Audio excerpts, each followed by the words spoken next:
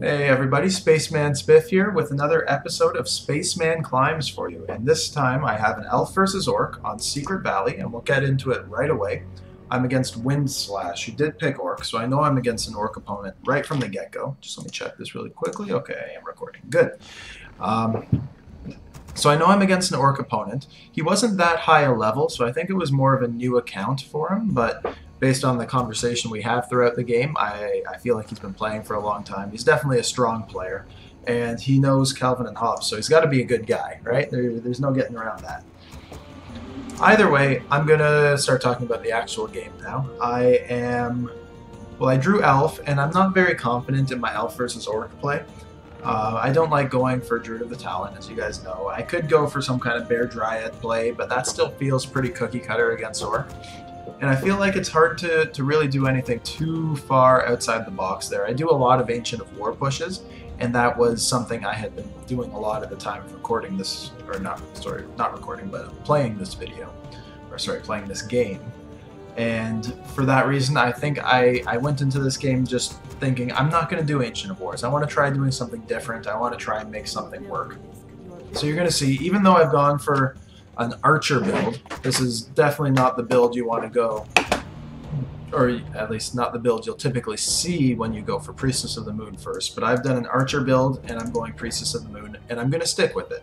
I'm going to try and make this work against an Orc opponent, which is already dicey, right? It's very dicey, but I do like to go for Priestess of the Moon first against Orc, just because Scout can be so effective against a Blademaster, right? There are ways that Orc can just trample a Priestess of the Moon just because you don't get any real active abilities from her. So the Blademaster can really cause a lot of problems in that sense.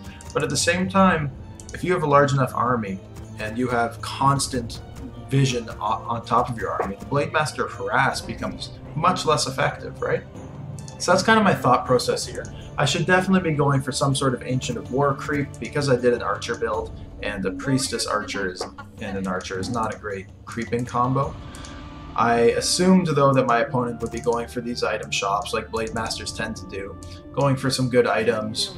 Maybe then he'll move into a harass, but at least I try and get away with doing this, because over here is more vulnerable. He'll probably come to scout this first because he'll probably assume I'm Ancient of War creeping if he knows that I'm Elf.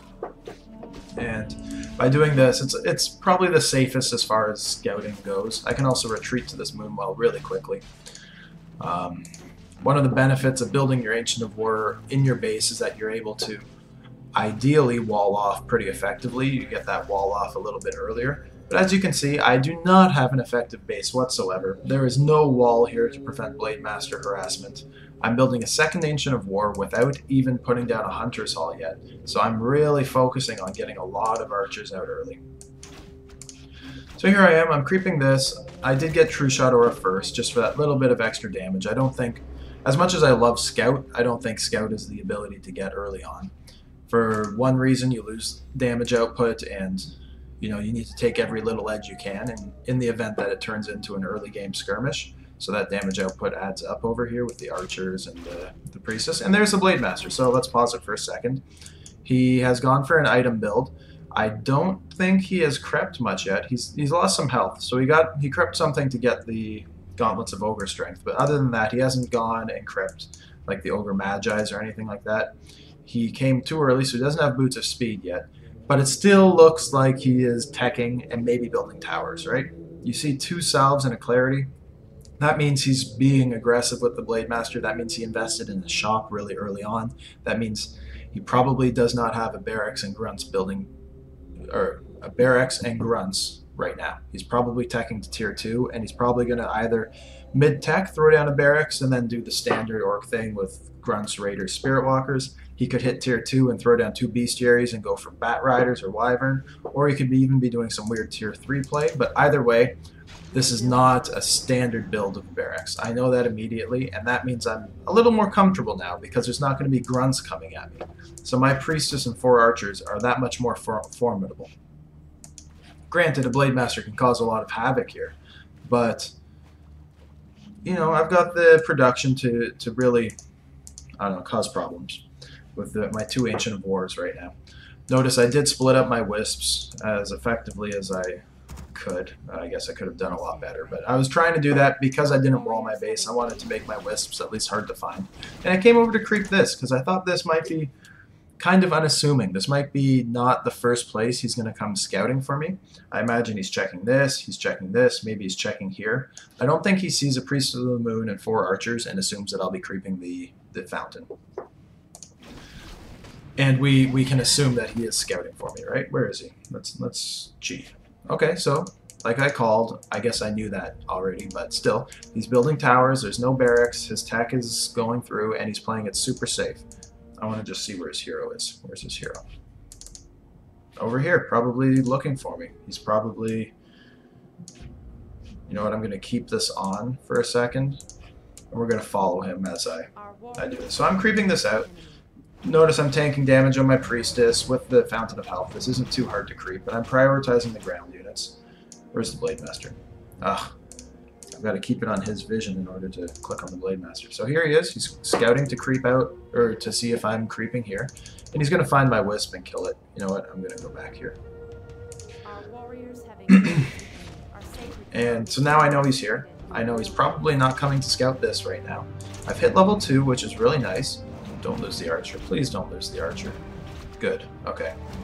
So I'm going to prioritize this brute. And the Blademaster's probably here. He's probably here. I'm sorry. I'm going to keep doing this because I'm kind of interested as well. Oh, he's over here scouting this out. Still trying to find me. Meanwhile, I've got level 12. I have 2 pretty good items on a Priestess as well. This extra damage output, especially early, is really strong. It's going to really help add up. And don't forget, she is an agility hero, so the slippers of agility are really big on her. And this is another trick that I'm sure a lot of you are familiar with, but if you can pull the dragon back here and then put your back to the Fountain of Health when you attack him, you'll be able to take him out that much more quickly because he doesn't have the fountain healing him. Terrible item there. That's just the last thing you want to pick up when you have a Priestess, obviously. But once I got level 2, you'll notice I did summon my Owl Scout immediately, and I'm just going to keep it following my hero. I'm not using it to scout out his base right now. I'm using it to prevent him from harming me. So I'm going to... By having the Owl out here, I was able to comfortably kill that dragon. I knew the Blademaster wasn't trying to creepjack me. I knew I'd have no problem getting the item. I knew my archers were safe. And now I know that I can move out across the map, because if he pops in to try and deal some damage, I'm going to at least be aware of it and can react appropriately. He's not going to get the jump on me at this point. So now I do have my Huntress all up. I am building Huntresses, which are poorly rallied. I'm at 39 of 40 food, trying to gear up to 50. So my my macro is a little bit off right now. I think I'll probably start my tech right now. I'll start my tech as soon as I remember, because I think that's what I'm going to do. I don't remember, to be honest. Either way, here I am. I'm scouting or creeping out his expansion because he's not here, and if he comes to creepjack, I'll know about it. I'm going to run my archer back to heal at the Fountain of Healing here. And I'll be able to take this one out pretty quickly. If the Blademaster at level 2 shows up right now, you know, he might kill an archer, but I'm going to force him back. Instead, he comes up here and does succeed in getting 2 archer kills, which hurts. That's not something I want to just throw away, but at least, you know, he's still avoiding me. He's still level 2 to my level 3, so I've got the advantage there. I know where his hero is. If he's coming at me, he's going to be coming from the north, so this is a good position for me. And finally, I'm now sending in a scout to see what's going on. And look at that. He's got 1 bestiary, 2 bestiaries going up, a lot of towers. And this means a couple things, right? He's either going Bat Rider abuse or he's going for Mass Wyvern. I would prefer him go Mass Wyvern just because Mass Bat Riders are a pain to deal with. But the number one thing you should take away when you see an Orc player doing this, I know I've said it 1,000 times, is you are no longer trying to take out their base. Don't try and take out their base. Don't try and win the game on one base. My new goal is to secure an expansion and not allow him to expand. That is, for the rest of the game, that's what I'm going to want to do. And so I'm going to try and form an army of 50 of 50 food, because I know that 50 of 50 food is going to be hard for him to get to, just because he has no unit production whatsoever yet. And air units, or bestiary units in general, don't do great against tier 1 elf if tier 1 elf is outnumbering them for sure. So that's what my game plan is going to be. Get to 50 of 50 food, secure an expansion, and just maintain map control with my Owl Scouts and with Sentinels from the Huntresses eventually, and just keeping him pinned in his base. So now I'm moving around a bit more. I have finally started my tech. I am slowly going to start pushing up to 50 of 50 food. I've largely switched off archers. You'll notice now I only have 3. I had 5. If I hadn't lost those other 2, I'd have had 5 archers. But huntresses are definitely important for dealing with the Blademaster once he does hit level 3. Archers alone just don't cut it. There, the hell are you? So there he is. He's scouting for me again. He's trying to cause problems, but he can't find me. He doesn't know where I am. Meanwhile, I know he's not on me. I have the Owl Scout, so if he shows up, I'll know about it right away. Pendant of Energy, that's a pretty good item. I should pick that up. Not great on a Priestess, I guess. So there he is. Shows up, but I have the Owl Scout, so he's going to get 1 archer kill. And, you know, just micro this 1 Huntress around. He can't do anything about it, and he's forced to retreat. So he did get an archer kill, but the Blademaster harass was really non-existent. He never had a chance of killing a creep, even if he had come on time. He never had a chance of grabbing the item unless he really wanted to overcommit and run into my army with reasonable damage output, so he was forced back. Then I was going to go creep this, and then I thought better of it. You know, with the Blademaster at a Fountain of Healing, there's a lot more damage output. I know he still does have a dust charge, so if, well, I guess it doesn't matter now, but my archers would be very vulnerable there. So instead I thought better of it, came into the middle of the map and decided I'll creep this out. Again, I have Owl Scouts. I definitely don't need 2 on me. You can see I'm having some trouble with my control groups right there. So I'm sending him to scout out the base, keeping the fresh Owl Scout on top of my army. And I'm going to be able to creep this, and there's nothing he's going to be able to do about it. Look at that. So now I've hit level 4. That's going to be level 2 Owl Scouts, so even more of them I can spam. Scroll of the Beast is a great item with this kind of army because, you know, when you're going Huntress Archer, especially when you start bumping over to 80 food. Oh, I want to talk about this first. No. When you bump over to 80 food, the thing with Huntress Archer is that you have a ton of units, right? There are so many units that make up that composition, and that's when Scroll of the Beast or True Shot Aura really start becoming effective because it's affecting so many different units, as opposed to maybe, you know, even just standard elf. If you're going Bear Dryad and you use Roar, you're only hitting your bears. And how many bears do you have? 5? 5 bears, and you have your heroes. So that's still significant, and we all know how good it is in that spot, but obviously Roar doesn't benefit Dryads, right? Imagine Roar benefiting this many units. It's just, you get that much more exponential value out of it. I hope that's explained properly. Blademaster comes in, snagged an archer kill. He's going to snag a 2nd archer kill. He's got really good items. Apparently he's got 4 agility tomes this game, he said, so he's doing really well in terms of items and stats on his Blademaster. But 1 archer kill, 2 archer kills, oh, and 4 Wind Riders show up. So I teleport out immediately. I don't have the damage output, and my 2 archers remaining to deal with this. And for a little bit, it looks like I'm vulnerable. But even if you were to come into my base right now, he couldn't cause any damage. I have enough Moonwells, archers produce fast enough that I don't think he'd be able to overwhelm me too quickly. And I just wanted to play it safe. I don't want to lose any more than I had to. So he definitely came out on top there. But I'm not too worried about it just yet. Over here I built an Ancient Protector because it's going to be hard for me to keep an eye on this. At least at this stage in the game. If he came in to try and expand, it would be really tough. By building this, it means he can't start setting up towers right away. It means he has to come in and destroy it and then start building towers, and I'll have that window of opportunity and that extra knowledge. If I had just left my Wisp there, then 1 unit could come, a Blademaster would destroy it, or a Wyvern would destroy it, and he can start building his towers immediately.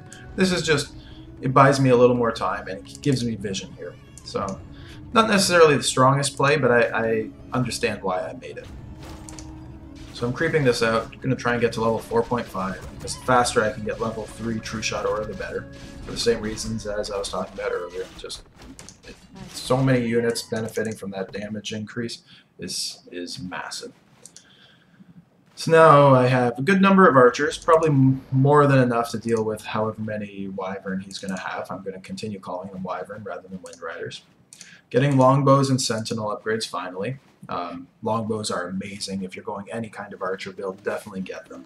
Sentinels also, if you're going to have huntresses at tier 2, even if you're not building any more huntresses, I think it's a good idea to get that research, because 4 owls that I can put around the map right now, that would, you know, potentially give me vision for the rest of the game if my opponent's not on top of it, could be really, really significant. And obviously I'm going to be producing huntresses for the rest of the game, so I did pick up a Keeper of the Grove second. Questionable, not my normal play. I thought that Entangling Roots could come in handy here for dealing with the Blademaster harass, because he's been slipping away, and by having Entangling Roots I do gain something there. But he's also obviously very vulnerable to this kind of army, and my opponent is going to be looking to focus fire a Keeper of the Grove all day. That's exactly what he does. He gets his Wind Riders in a great position. He has Unholy Aura on his army now, so even a little more speed, which is a pain. And here we go. But immediately I focus the Blademaster with my Huntresses and Archers. Look at that. One volley from the Archers and a Wyvern goes down. Blademaster was forced to retreat. I don't know where he went. And now he's definitely chasing my Keeper. That's definitely what's going to happen. And I'm going to lose these 2 units stupidly because I'm bad at the game. But I do manage to focus down another Wyvern, so losses are kind of even here. Keep in mind, Wind Riders or Wyvern are way more expensive than Huntresses or Archers. He comes in, gets another snag, but even then, look at how much damage he takes from just this little group of Archers. So I'm feeling pretty comfortable again. I have now thrown down an Ancient of Wind, which, again, not a typical thing I would do in this strategy, but I was thinking at this point, I had the map control, get some Druid of the Talon in, just so I can hopefully get some Fairy Fire on the Wind Riders, even more so than the Blademaster. Obviously, it's amazing on the Blademaster as well. But getting that vision on the Wind Riders means they can't like sneak around and get to my my Wisps without me knowing about it. It's just that extra vision is really helpful against those vulnerable air units. And as we just saw, the Blademaster is in here, so I wanted to pause it to talk about it, because it's the same situation as I was talking about before. I have my army, I have vision of my army, so there's no way a Blademaster can come in to Creepjack, and let's see how it plays out. So he comes, goes straight for my Keeper, and uses his Invulnerability Potion, and this is what Blademasters do, right? So I lose my hero. Gone. I'm going to be able to successfully creep this. I picked up the Invulnerability Potion. I used my Roar. Not the best time to use the Roar, but I wanted to really just put the damage on him. And look, he's taking a lot of damage. I have Fairy Fire on him. He has +9 damage because I used the Roar as well on my Archers. Each of these things is doing +9 damage. He's already used an Invulnerability Potion, which we saw him buy here. And I guarantee you his damage is just, or his health is going down way faster than he expects it to. And he reacts too slowly, and I get the kill. And it's very obvious that that's a mistake on his part, right? He probably could have gotten out of that if he hadn't been greedy. He could have killed the Keeper of the Grove and run away. But this is what Orc players do, and this is a common mistake that people will make. So, you know, I'm not a pro, he's not a pro. He made a mistake there, but still, this has gone really well for me. And then he thought he could come in and at least do some damage, try and pick off a Druid of the Talon, or put some extra damage on my Priestess, but let's watch how quickly these Archers are just going to melt through these Wyvern. It's not even close, right? He's trying to focus me down. I just panicked and used that immediately because I didn't want to take extra damage from the Invulnerability Potion without using it and die. But he overstepped for 2 seconds and lost 2 Wyvern, just like that. And now I'm sitting more than halfway to level 6. I've killed his Blademaster. I have vision of the Tavern, so I know that he can't get there. And he's going to have to wait to build him out. So this was the spot I needed. This is now where I win the game. Because his hero's gone. He's on the back foot in terms of army. I absolutely cannot engage his base. Even if I start building glaive throwers and trying to siege him, he's going to do those poke-ins with his Wyvern or poke-in with a Blademaster, kill my siege and run away. So it's not the time to try and do that. I don't have the gold income to support as many glaive throwers as I would need in order to really siege this out.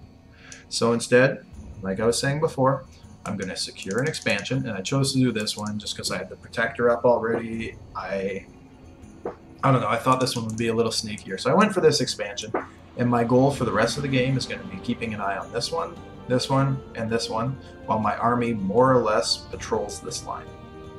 This is more or less what I'm going to try and do for the rest of the game. Just keep him here, not let peons leave, and maintain vision on the 3 other gold lines.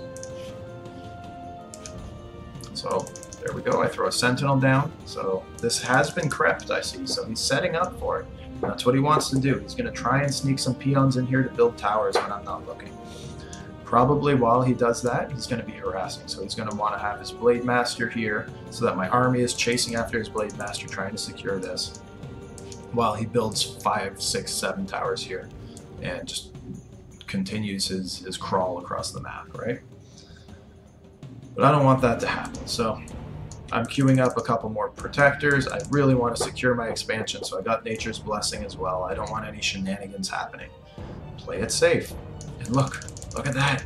Right away. His Blademaster's dead, so he can't be distracting with it, but I have that Sentinel up, and boom. He's doing exactly what we predicted he would.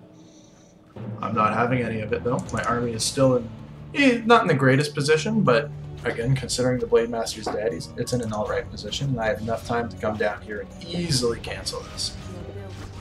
So I do that, send the Owl Scout over to see if there are any units coming my way, intercept like a Wyvern or Blademaster en route. There's nothing. I get the 4 kills on the peons, cancel everything, a little bit closer to level 6, and I'm in a good spot. Keeper of the Grove is finally back because I forgot to revive him. Let's see, I'm building a 3rd Ancient of War here as protection, so it's harder for a Blademaster to run in and attack my protectors. Also, just because I want the production of a 3rd Ancient of War, because when you're doing this kind of strategy on 2 bases, you can absolutely afford to produce units from 3 Ancient of Wars. There we go, I came to place a Sentinel here, and I saw a Blademaster who's going to pick off my Wisp, but I got a Sentinel, so now I'll know if he tries to do anything here.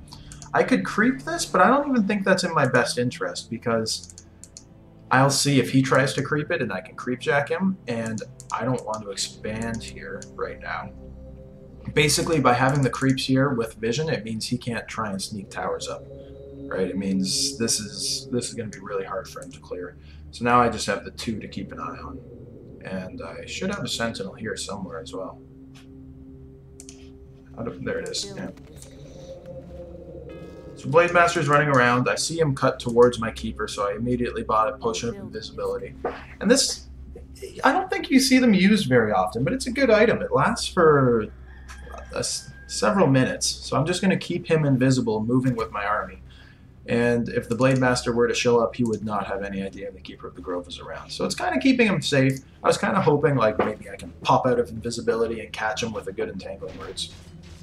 I do succeed here in catching him creeping out with just 3 Wyverns. So he's saving up gold. He wants to get more towers up. He's not playing an army game, and that works in my favor for sure. Because well, maybe it doesn't work in my favor, but I'm playing to that strategy, and it's working out for me absolutely. My base is now absolutely secured. That's hard for him to break. I have my army here. Notice I don't have many Huntresses anymore because I notice I don't need a whole lot of meat shield.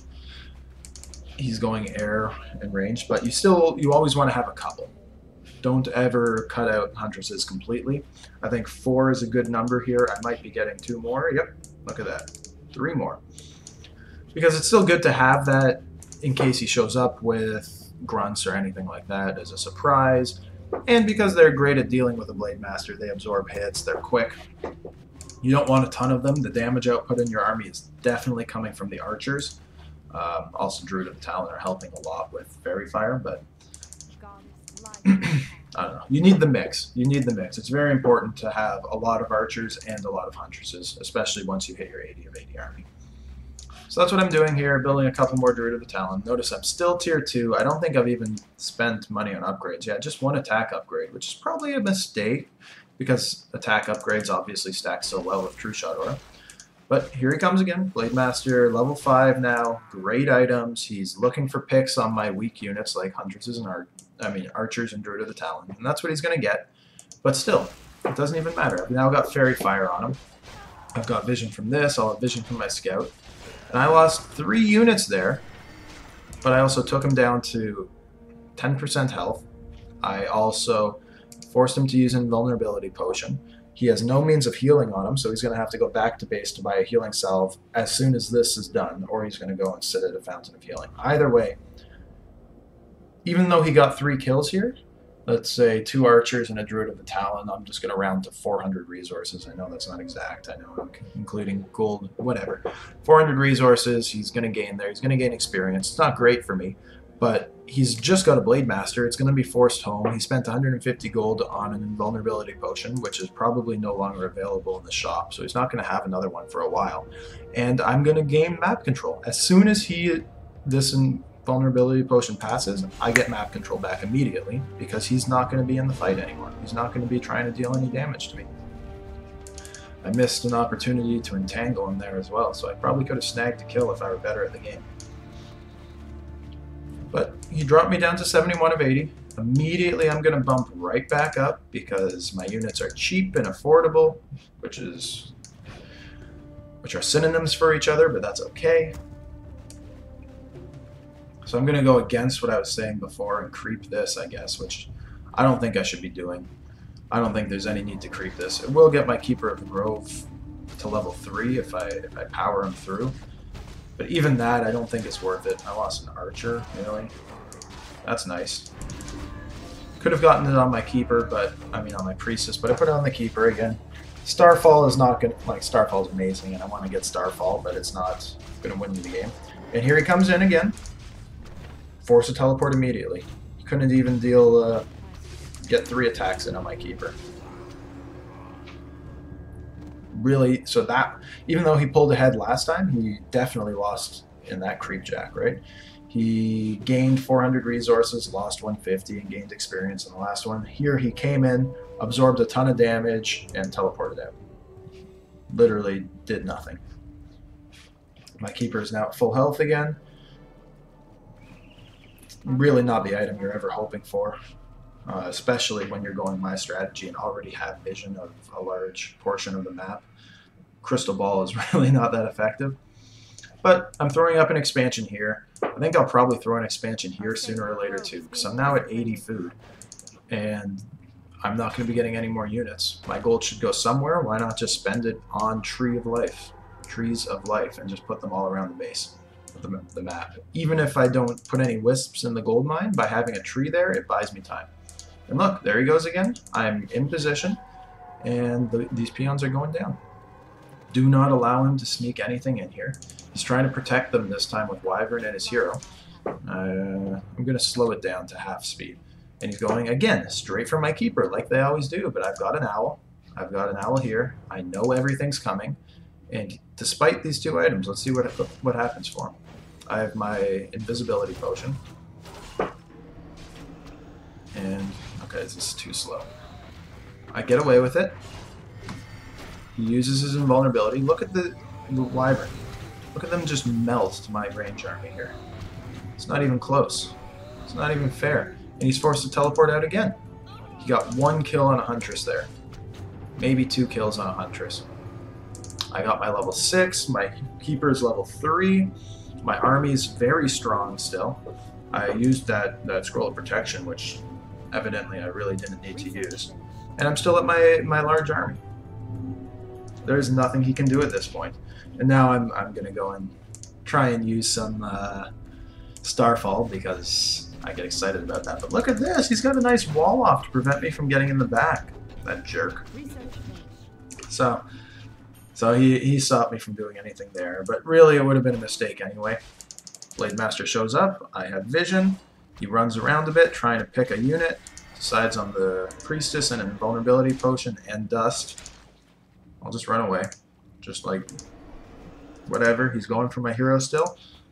Hide. Dust is here. What's he going to do? Is he going to pop out and try and kill me now? No. I have vision if he were trying anyway. I could have teleported out. And now I have 1 glaive thrower. Because now I've decided, now that I have the extra income, now that I have this huge army that I was talking about, look at how many units are getting +6 damage from True Shot. Each archer is getting +6. That's 1, 2, 3, 4, 5, 6, 7, 8, 9, 10, 11, 12, 13 archers. 13 times 6 is what? 136? Or 126, sorry? Is that right? I think that's right. That's a lot of extra damage per volley of arrows from the archers. Like, it's just massive here. Plus, keep Druid of the Talon are getting bonus damage, plus Glaive Thrower, plus Huntresses. Like, it just all adds up, obviously. I think I'm gonna throw stuff away here. Here I should definitely be pushing the attack. I don't know what I'm doing. I'm going to heal like one archer and my priestess and creep this out. This is a mistake. I shouldn't be doing this. I should be pressing the attack. Easy pick off for the Blademaster. Go straight for my priestess. I get the entangle though. He uses another invulnerability potion. So this guy knows how to abuse a Blademaster, right? How many invulnerability potions has this guy used on me? But it's just not working. Now I have to teleport out because I've because I ran to the base for no reason. But I'm going to heal up. And as I was saying before, now I have my big army, so I'm able to afford getting a couple glaive throwers. I have the extra income, so I can get the extra glaive throwers. It makes such a difference. If I were on 50 of 50 food, including 2 glaive throwers, then that means I would have to cut out 2 huntresses, and I just have such... I'd have an army that could be picked off. A Blademaster at level 5 can run into a 50 of 50 army that has a couple glaive throwers, deal a ton of damage, and run out like it's nothing. A Blademaster at level 5 cannot run into an army of this size and kill the Blademaster, kill the glaive throwers and run away. He's going to take a ton of damage in the process. This army is just too big now. So that's why I'm starting to phase them in, and I'm going to start sieging his base. Not going to rush it. Clearly he's out of gold. He's doing everything he can. But I'm not, still not really prioritizing his base. I'm just putting pressure on it. My archers, my huntresses, everything's going to stay here, and I'm just going to use 3 glaive throwers or 2 glaive throwers to even attack ground, right? Just start putting pressure on. Keep the owl scouts on your hero at all times. Got my scrolls up. Got 2 invisibility potions on my keeper. Feeling very comfortable. Very, very comfortable. I'm going to intercept another peon line. Oh, Blademaster's over here. Going to try and deal damage, but what's he going to do? Alright, can't do anything. He could probably like hack away, but that would still take a long time. I was about to pop in here. There he is. He's going to see the glaive throwers and go right for him because he's got another invulnerability potion already. And this is why you need a big army, because look at how fast a level 5 Blademaster wrecks these things. But as soon as it's gone, forced to teleport. He couldn't run, I'd have entangled him. So he killed 2 things, but he spent 350 gold on a teleport, and his Blademaster now has to heal. And what's he going to do? So, like I said, I'm going to keep my army back here, and I'm literally just going to use my glaive thrower to slowly start putting damage on. Because I know he has no more income. I know he can't do anything about it. Bring it on, ding dong. So I bring it on. And it's going to go very poorly for him, I'm sure. Here comes the Blademaster. I have vision of him. Immediately entangle.